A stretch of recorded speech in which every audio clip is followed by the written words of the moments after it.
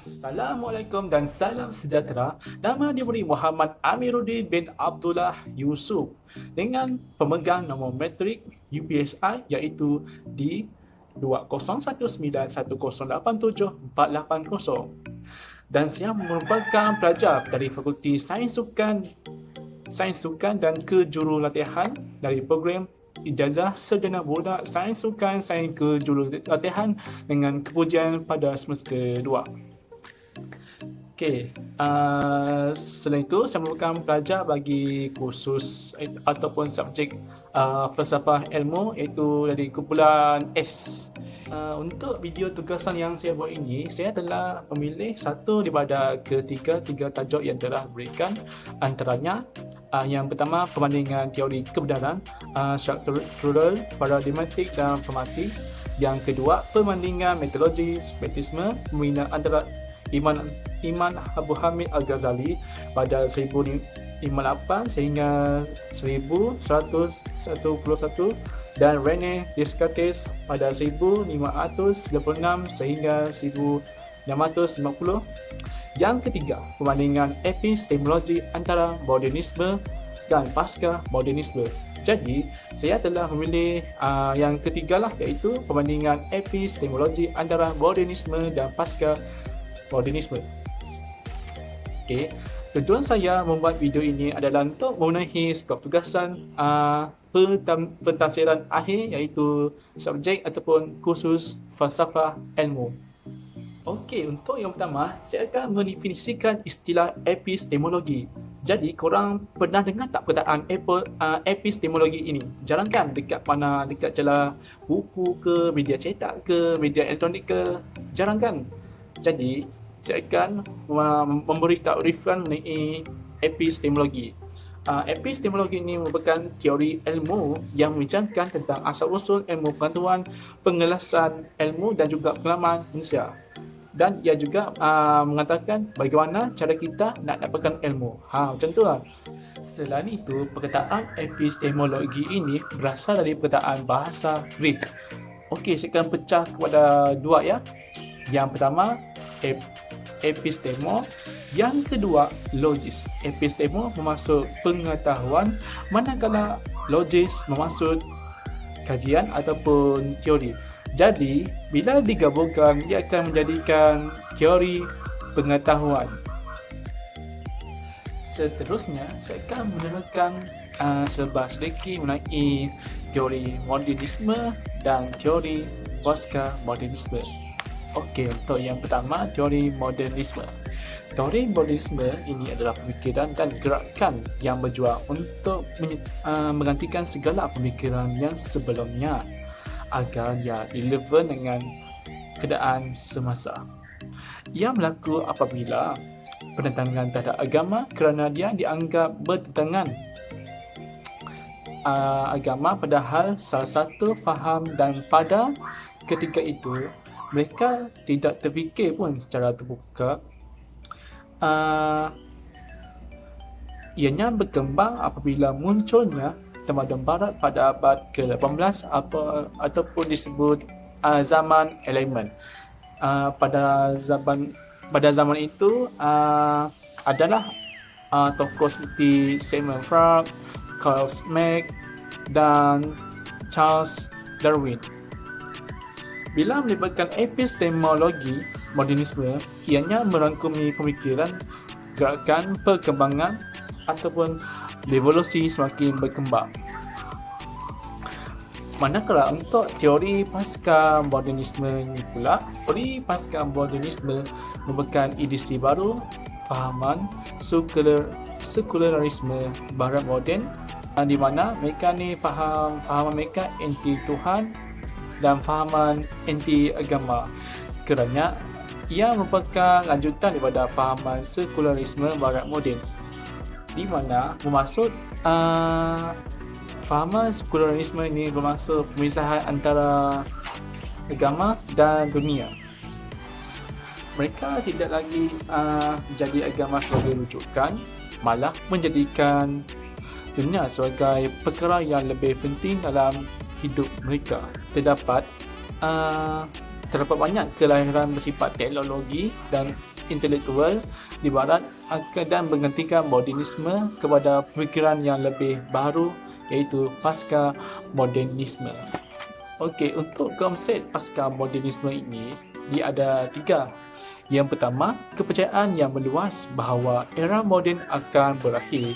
Yang kedua, berkaitan dengan dunia budaya, iaitu produk lama akan diganti dengan produk baru. Sebagai contohnya, telefon. Zaman dulu mereka menggunakan telefon lama tu ya ada ganggang tu kan.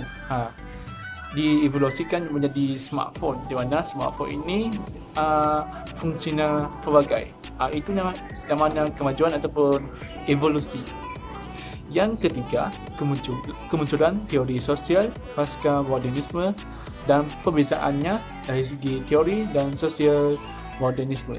Bila melibatkan epistemologi pasca modernisme, bermaksud menolak kebenaran sebagai objek kekal dan tidak berubah, yang merujuk kepada masa bersejarah yang umumnya dilihat mengikut modernisme, tetapi ianya lebih kepada produk budaya, contohnya yang melibatkan bidang kesenian, sebagai contohnya seni bina, seni tarian dan sebagainya, asalkan melibatkan kesenian. Dan seterusnya, saya akan menerangkan perbandingan antara modernisme dan pasca modernisme. Okey, untuk yang pertama, iaitu agama. Ketika zaman modernisme, ada segelintir masyarakat pada zaman tersebut menolak nilai murni dan kebenaran. Bagi pendapat masyarakat pada zaman modernisme tersebut, golongan yang menyampaikan dakwah ataupun ilmu tentang agama dianggap sudah lapuk ataupun agak primitif lah. Berlainan pula pada zaman pasca modernisme, di mana wujudnya fahaman liberalisme ataupun hak kebebasan bersuara semakin meluas. Bagi mereka yang amat radikal dalam fahaman liberalisme, mereka akan melakukan pengecatan sosial secara terang-terangan, seperti melakukan vandalism, gay, transgender, biseksual dan sebagainya. Jadi perkara seperti ini agak bertentangan dengan ajaran Islam yang mementingkan kesesihan sama umatnya. Yang kedua pula, wanita dalam pekerjaan. Sebelum mulanya zaman modernisme, wanita dianggap ataupun dipandang rendah daripada pandangan masyarakat, dan wanita tidak seharusnya bekerja dan tugasnya hanyalah menjadi suri rumah, iaitu menjaga anak dan menyediakan segala perihal di rumah.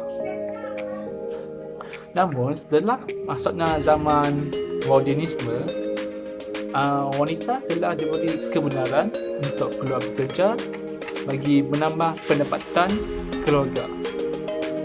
Manakala ketika zaman pasca modernisme, sudah ada wanita yang dilantik untuk menerajai kepimpinan dan mendapat kepercayaan yang tinggi. Memang benarlah. Sebab Rasulullah SAW pernah bersabda, wanita itu adalah pemimpin dalam rumah tangganya dan bertanggungjawab tentang kepimpinannya. Hadis riwayat Bukhari. Memang benarlah yang dikatakan. Okey, yang ketiga dan yang terakhir iaitu aspek pendidikan. Pengalaman merupakan asas pengetahuan, iaitu pada zaman modernisme.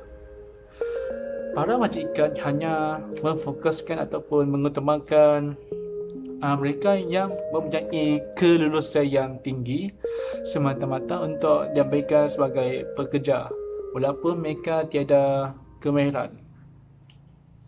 Hal ini sedikit sebanyak akan ataupun telah menyebabkan hasil keluaran sesuatu tiada aras kualitinya. Namun, pada zaman pasca modernisme pula merupakan zaman kemahiran dan zaman robotik. Pihak kerajaan telah menambah baik guna tenaga manusia dengan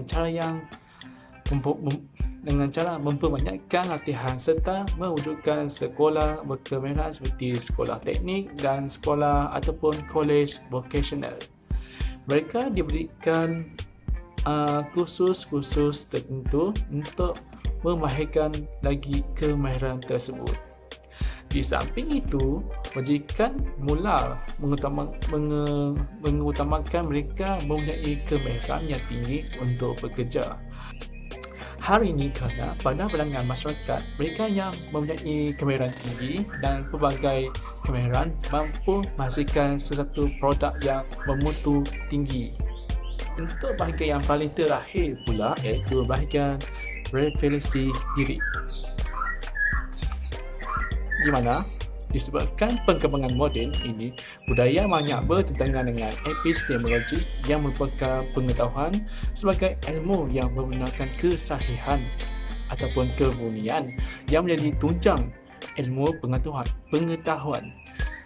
Disebabkan itu juga yang menganggap sebagai suatu pemikiran barat yang tidak lagi menghasilkan kelompok yang menuju ke arah kebaikan ataupun sifat kemurnian.